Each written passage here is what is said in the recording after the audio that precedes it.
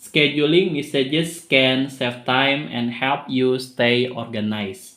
In iOS, you can schedule message using shortcut or third-party apps.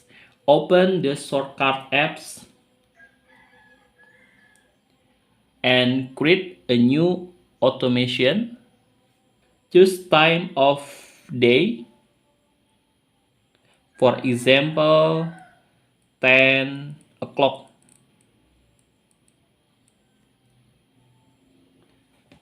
Click next. Then select send message. Pick the contact.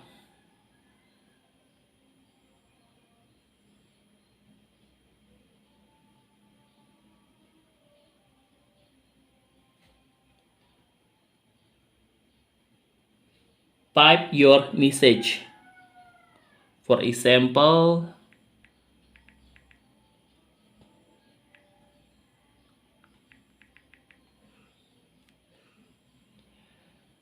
and set the schedule.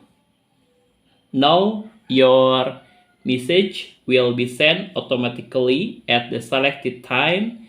This is great for reminders, birthdays, or professional communication.